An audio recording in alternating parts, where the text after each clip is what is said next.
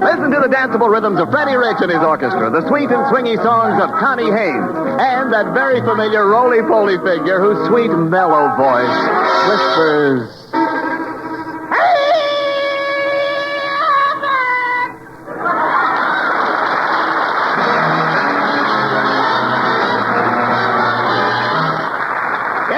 The Arthur Los Angeles Railroad Station, back home again. Those zestful zanies and screwy stars, Bud Abbott and Lou Costello.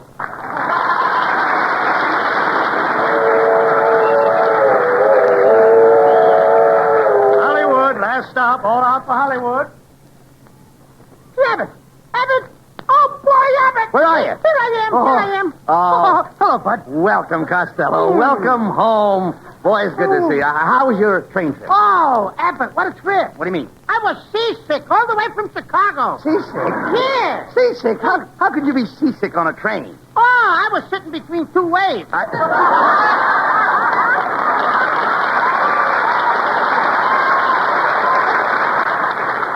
Well, everybody's glad to see you back, Costello. Hey, look at those 5 beautiful girls over there waving their handkerchiefs at you. Oh, they're waving their handkerchiefs at me. That's the first clean laundry I've seen in 2 weeks. You thought I lost my place, huh? I beg your pardon, are you Mr. Costello? That's me. Allow me to officially welcome you back to Hollywood. Welcome, welcome, welcome. Who are you, the mayor? No, just another bum. You know, it's nice to be home among your friends. Yes. Say, tell me, Costello, how did you enjoy your visit up to your Uncle Marty's farm? Oh, it was great, Abbott. I spent the whole summer taking care of the pigs. Those little pigs loved me like a little brother. Well, I can understand that. See, Abbott, those little pigs were cute, but the big pig was afraid of them. The big pig was afraid of the little pigs? Yeah, the little pigs used to chase the big pig all around the pen. No. And then until he fell down. Yes. And then the little pigs would jump on a big pig and chew all the buttons off his vest.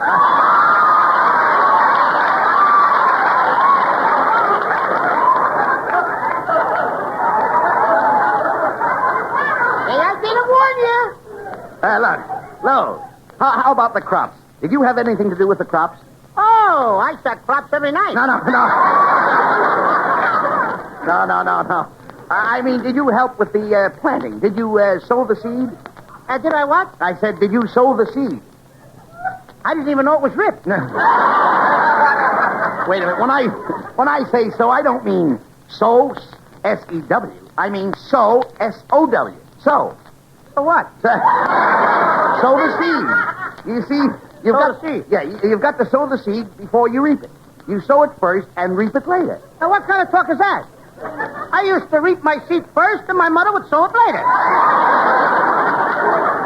Look, Costello, when I say reap, I don't mean reap like rip when you rip. I mean reap like you reap when you sow. Oh! That's it. When you say reap like you reap when you rip, you don't mean rip like you rip when you reap. You mean reap like you reap when you sow. So? Now you've got it. Now I've got it. Now you've got it. I don't even know what I'm talking about. Look, Costello. Look, I'll try to explain. I'll try to explain what sow the seed means. Suppose you were planting tomatoes. The what? Tomatoes. Oh, why do I have to wait till tomato? Why can't I eat them and plant them today? All right. So you're planting tomatoes today. Now, when they grow up, what do you do with them? I eat them. Oh, no, wait a minute. Now, you can't eat all of them. Oh, why not? They're my tomatoes. I planted them. I'm going to eat them. Now, wait a minute. You can't eat They're my tomatoes. You can't eat all those tomatoes alone. Well, I don't eat them alone. Oh, that's better. I put salt and pepper on them. Look, you dummy. You've got a whole feed of tomatoes. You can't possibly eat them all, so you eat what you can, and what you can't eat, you can. Sure. I mean, Could I have that again? Certainly. Only this time, spread it out. All right, look. Let me get a good look at what you're saying. All right, now look. Make it good, because we got stiff competition. All right, look. You've got all those tomatoes. Now you eat what you can, and what you can't eat, you can. I can what? What you can. I can what I can. That's right. Look, I'm willing to forget the whole thing, brother. No, you don't. I'm trying to tell you that you don't eat... Let's go back to soda reef. Now, listen, wait a minute. No, we're not going back. We'll stick to the tomatoes. I'm just trying to tell you that you can't eat all the tomatoes. You can only eat what you can, and what you can't eat, you can. You know, there's only one way to settle the whole thing. How's that? We'll throw away all the tomatoes and eat the cans. Costello, you're impossible. But let's forget about it. Come on, let's... Hey, wait a minute. By the way, did you make any money on the farm? Yeah, here's my paycheck, $75. Hey, that's fine. Just give me the check, and I'll sign your name on the back and deposit the check in my bank. Oh, you can't do that. That's against the law. You can't sign my name on a check. That's froggery. Nah, froggery. Yeah, I know. Froggery? No, you mean... You go to jail and leave. No, you mean forgery. Forge. Oh, forge. Yes. No, that's what me and my girl made last night. You made forge? We did, too. You made forge? We made forge last night. What are you talking about? We made chocolate-covered forge. Talk sense. With walnuts. Look, all right, look. Listen, Lou, I have a perfect right to sign your check. Now, as your partner, remember, I have power of attorney. Well, remind me to have the power shut off. All right. Give me that check and I'll cash it and take my share. I wouldn't do that if I was you, Abbott. Why not? Because if you take my money, you're going to wind up in a can. And when you're in a can, you can't eat and you can't can. Not even what you can while you're in a can. Because while you're in a can, you're in a fine fix, Abbott. So help me and please.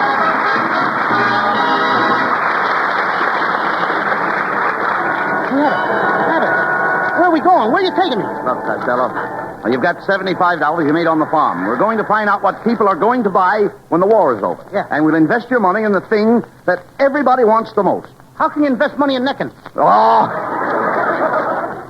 Come on, look. We'll make a house-to-house canvas. Canvas? Yes. You mean we're going to make tents for people to live in? Of course not. People don't live in tents. How about the people on 10th Street? No.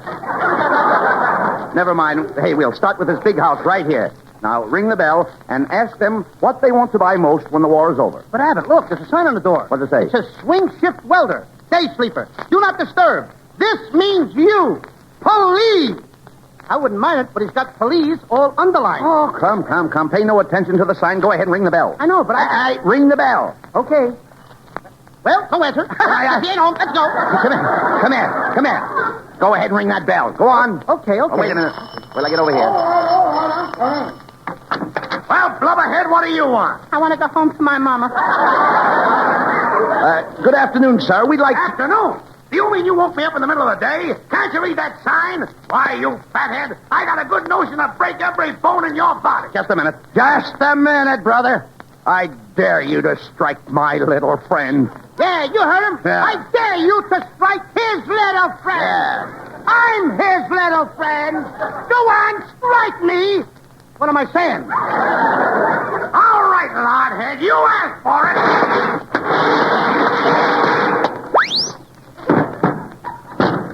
Abbott, I think I'll mark him down as doubtful. Now, come on, pick yourself up, you coward. Hey, wait a minute. Look, there's a kindly-looking woman going into the house next door. Go ahead. Now, speak to her. How do you do, madam? Well, stand my girdle and call me anytime. It's a man. Where? Oh, you come in, Mr. Costello. You cute little snuggle bug. I've always been one of your greatest admirers. Oh, you don't know what seeing you on the screen can do to the heart of a young girl. But I wasn't on the screen when you were a young girl. They used magic lanterns. No, quiet. Magic lanterns. All right, quiet, please. What do you know? All right, quiet, Costello. Lady, we'd just like to find out what you are going to do when the war is over. Why, wait till the war is over. Oh, let's dance, cute boy. Look, lady, we just came here to ask you one question. The answer is yes. Abbott, let's go back to the welder's house. That's the first time I ever slammed the door in my own face. And listen, Abbott, I ain't knocking on any more doors. No, don't be silly. Remember, Costello, we still don't know what to invest your money in. Let's try one more house. Come on. I sugar and I always come in handy. Ooh, ooh, ooh. Hey, look, Costello, it's our old friend Kitzel.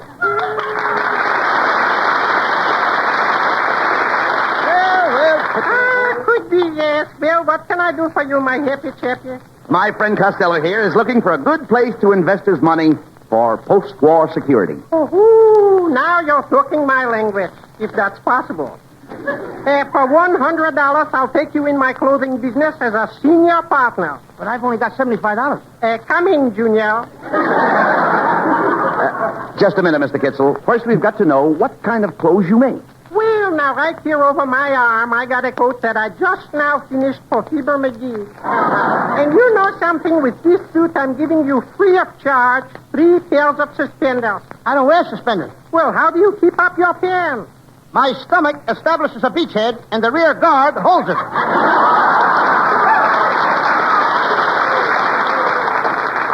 Oh, come on, Costello. We're wasting time. Just a second now, boys. You haven't seen all my stock yet.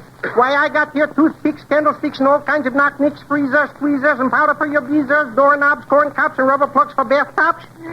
Not to mention Sickles, pickles, flags, tacks, mirrors with cracks, glue, stew, and poo-poo to you. And the dawn comes up like thunder from the landlord.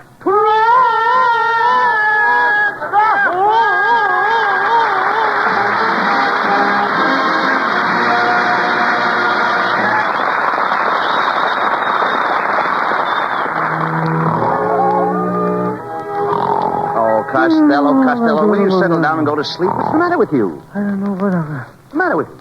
Huh? Oh, I can't sleep, Abbott. I'm worried about how to invest my money. Oh, that's ridiculous. Just look at you. You're letting us get on your nerves. Your eyes are all bloodshot. Oh, they are? Yeah. Give me the mirror. Hey, what do you mean, Abbott? My eyes ain't all bloodshot. They're not? No, only the whites. Listen to me, Costello. There's only one way to settle this. Tomorrow morning, we're going down to the bank and invest your $75 in war bonds. I got enough war bonds now. You can't have enough bonds, Costello. Bonds mean security for you and your family. Just think, you put $75 in a bond now, and in 10 years, it's worth $100. Abbott, I think you got something. Sure. I'm going to go right down and buy bonds with the dough. That's the way to talk. And now you can go back to sleep with tranquility. Go back to sleep with tranquility? Yes. What's the matter? You want to sleep with me anymore? Oh, boy, oh, boy. Oh. I'll buy those bonds. I'll have a lot of money in 1954.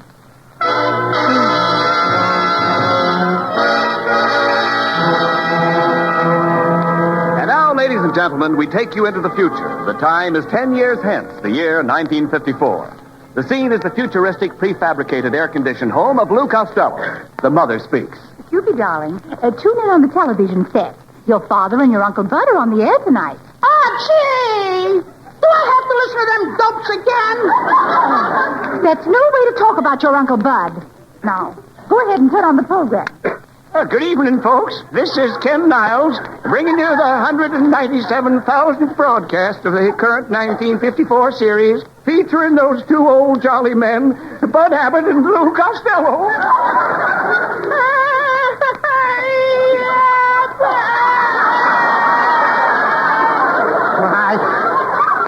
Why, look at you, Costello. Well, where have you been? Talk sense. Do you realize I'm trying to organize a baseball team? Ain't you got that team together yet? Yep. I finally got them together. By Jiminy. Yeah, but the players nowadays surely have funny names. For instance, who's on first? Who is? Yes. Yes, what? No, what's on second? Oh, Cupid, why did you turn off the program? Every week, the same thing. They haven't changed their jokes in 10 years. Gee, Mom, it's 6 o'clock. Hey, Mom, it's 6 o'clock. The planes are coming in from town. There goes Mrs. Sherman, the banker.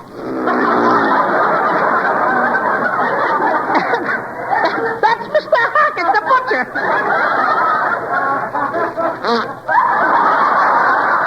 That's my pop.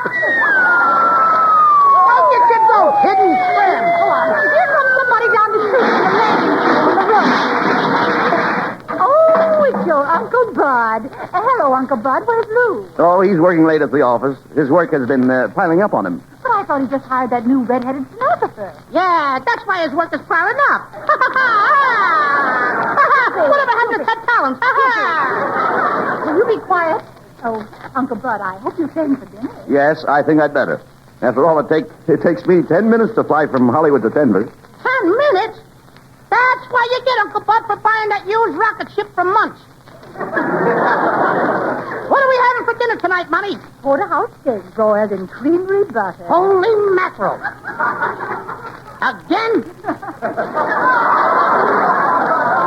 Can't we never get nothing to eat but steak and butter and steak? It's driving me crazy. Why can't we have some of those new beans with zippers?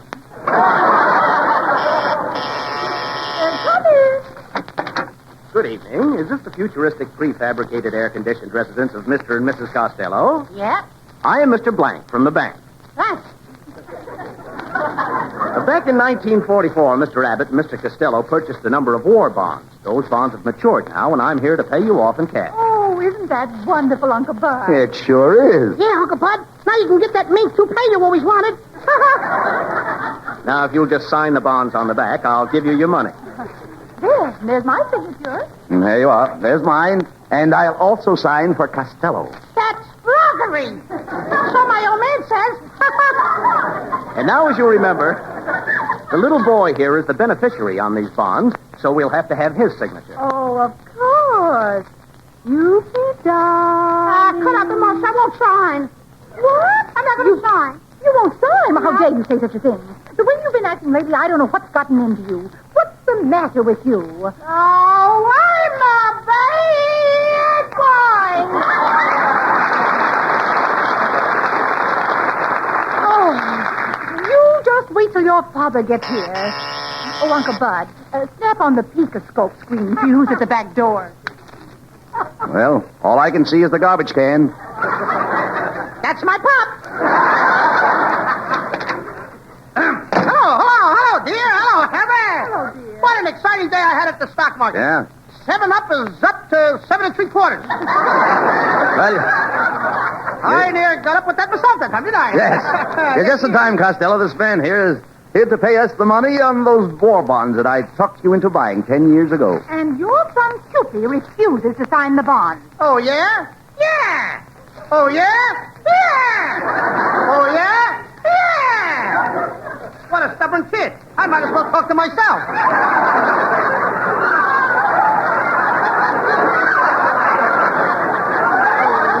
Lou, why don't you take Cupid into the bedroom and give him a sound thrashing? Oh, I can't do that. I can't whip my son. Why not? I'm playing both parts. And in one part, it might hurt. Here, use my revolver. You know the old saying, spare the rod and spoil the child. Well, you people can yap all night, but I ain't going to sign no bonds until I know what my cut is. Cupid, your daddy wants the money for you. He wants you to have a career and a fine education. I don't care what... Excuse me. I don't want no education. I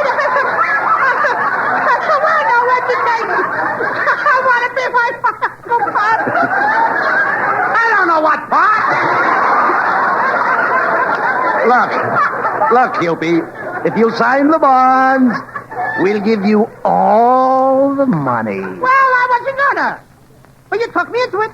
Well, folks, you've made a wise decision in turning the money over to the boy. Because you know, if anything should happen to the little fellow, all the money goes to the survivors. Get it? Well, good night, folks. Good night, you little... Well, Lou, you heard what the man said. If anything happens to Cupid, all the money goes to the survivors. Do you get it? Yeah, I get it. And I get it. And I think I'm gonna get it too. Let me out of